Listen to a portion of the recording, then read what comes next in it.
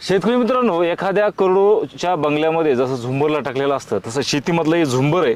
आणि हे झुंबर ते नुसतं दिसायला असतं, पण या झुंबरापासून एका झाडापासून 20,000 रुपये शेतकऱ्यांनी यावर्षी केलेले आहेत. 3रं वर्ष आहे बागेचं.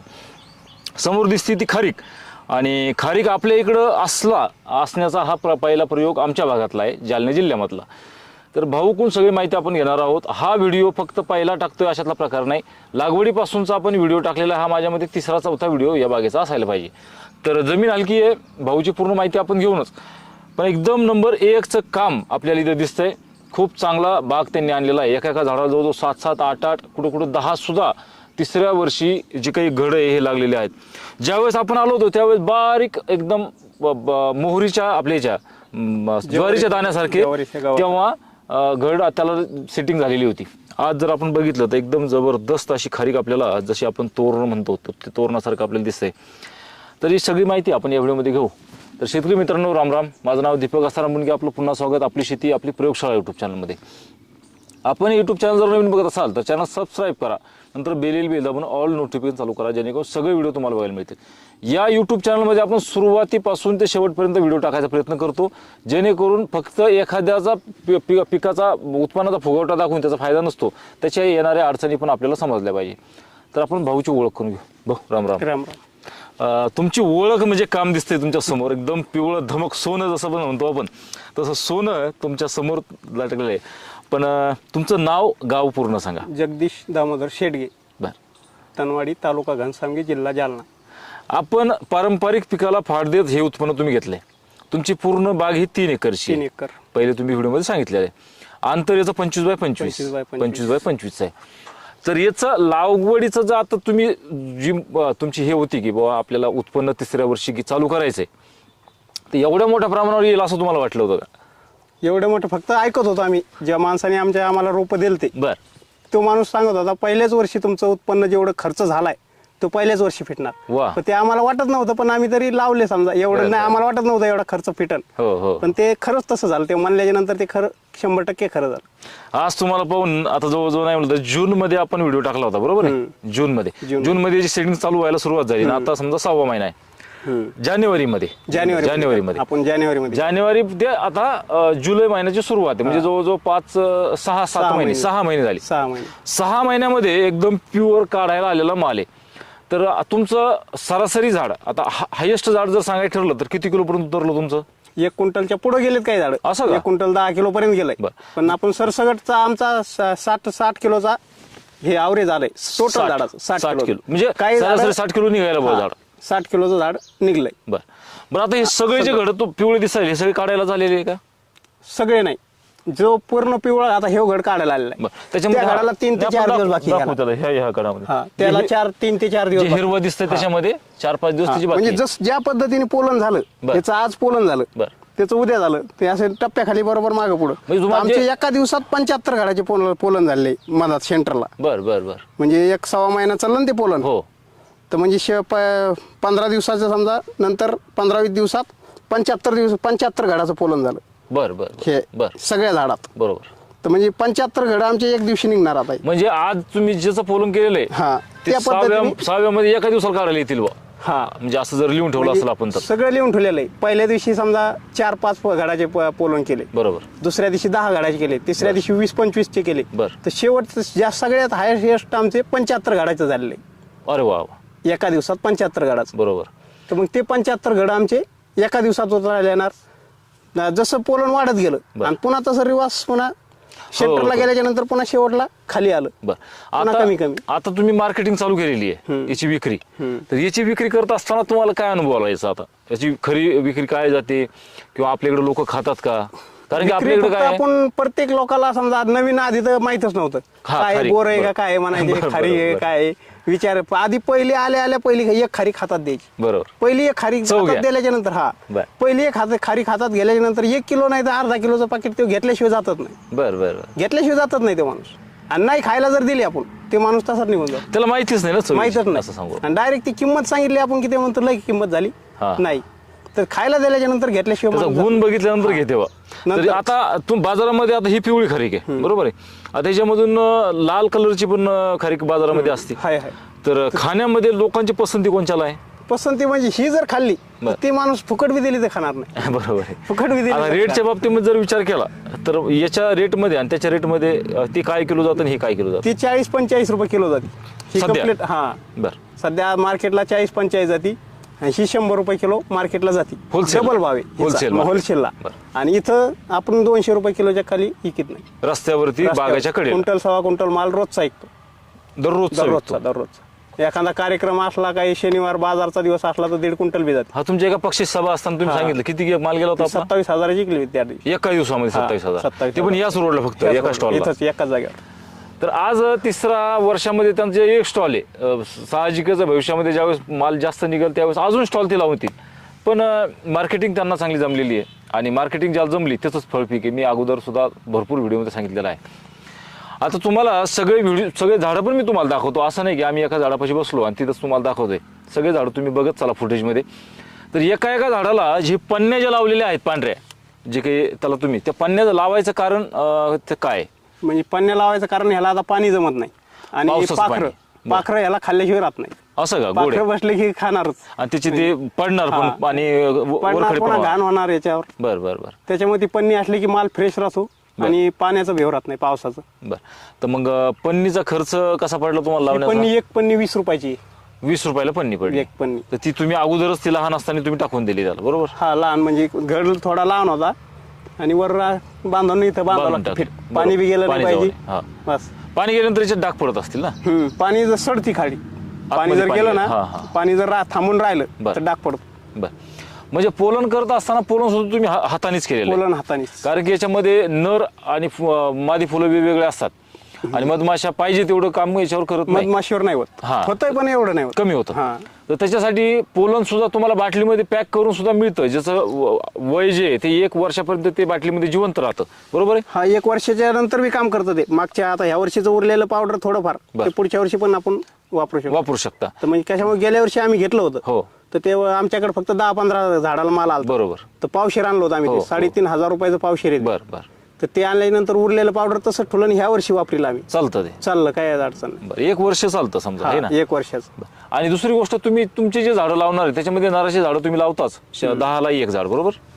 ते 15ला 1 झाड आहे. बरं. तर आपण 200 झाडाला 11 झाडं लावलेली. 200 झाडाला 11 झाडं लावली. हा. तर त्याचं नराचं पोलन कसं करायचं त्याचा व्हिडिओ मी टाकलेला आहे. पण थोडक्यात सांगायचं ठरलं तर नराचा एक जो पूर्ण त्याचा घड उमलतो त्यातला एक पीस हा, एक तुरा त्याचा. तुरा तो आपण याच्या घडामध्ये ठेवला जातो घडामध्ये ठेवला. आणि त्याच्यानंतर मग त्याला पॅक करून रबरने लावावं लागतं.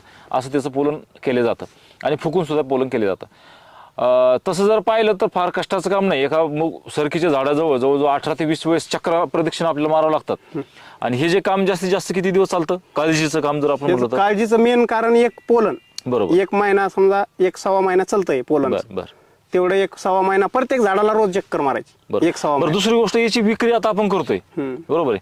तर याची विक्री करत असताना याला तोडणं, तर आता एकदा हा घड पूर्ण कापायला आलेला आहे, हा. याला तुम्ही तोडणार, हा. बरोबर? तोडल्यानंतर काय जास्तीत जास्त 1 मिनिट तोडायला गेला ह्याला काय कटर नाही. कटर नाही. हा. त्याच्यानंतर त्याचं ग्रेडेशन करणं, डायरेक्ट इथून तिथं नेल्यावर जागेवर नेल्याच्या नंतर इथून कट करायचं. बरोबर. आणि आणि याला आता एवढी तयार झाली की आम्ही नुसतं काढताना हलवलं हा, तर तर तुम्हाला खाली दिसत असतील एवढे पडलेले. म्हणजे आता हे तयार झालेला माल आहे. तयार झाल्या कारणानं त्याचं खाली जे पडतंय ते त्याच कारण नाही. पण 1 नंबर गोड आहे. मी आता चव बघितली आणि जर तुम्ही पिवळ्या कलरची खारीक तुम्हाला जर तुमच्या तिथे भेटत असेल तर नक्कीच खा. पण मला वाटतं आपण बाहेर मार्केटिंगमध्ये पण पाहतो, पण याचं गोड होण्याचं कारण काय आता तुमच्याकडे? ह्याचं गोड होण्याचं कारण हे झाडे टिश्यू कल्चर. हा हा हा. आणि टिश्यू कल्चर हे एक इथं रेवगावला एक प्लॉट आहे हेच. बर पण ते झाडे साधे, बर. म्हणजे बियावर तयार केलेले, बियापासून तयार केलेले. त्याला एक तर माल एवढा येत नाही.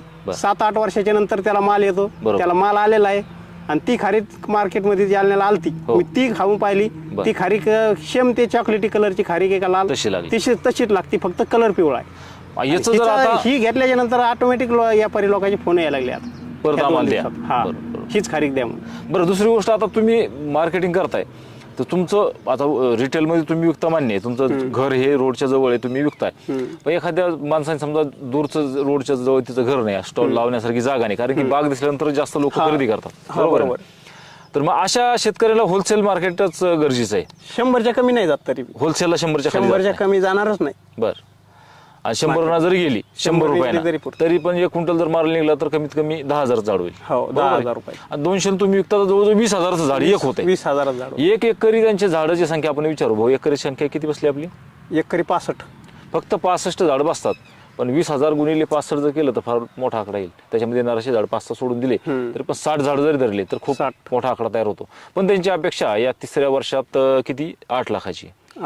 8 ते 10 लाख रुपये होतेच आपले. या वर्षी 8 ते 10 लाख. काही झाडं याच्यात फुटलेले नाहीत. हा हा. काही नाराचे झाड आहेत. बरं आणि माल थोडा कमी जास्त आहे काही झाडाला. बरं बरं बरं. तर शेतकरी मित्रांनो, फार उत्कृष्ट अशी ही बाग आहे.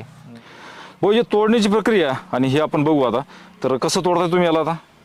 ह्याच्यातला एक खराब ते एक अर्धा माल आहे तो इथंच बाजूला काढून टाकायचा. हे काय होतं, हे जे खराब एक खारीक खराब आहे. हो. पण ही चिकट दुसऱ्या खारकाला खराब करते. बरं हा. बरं. त्याच्यामुळे एक अर्धी जी असते हो. इथंच काढून टाकली ना, हो. अडचण येत नाही.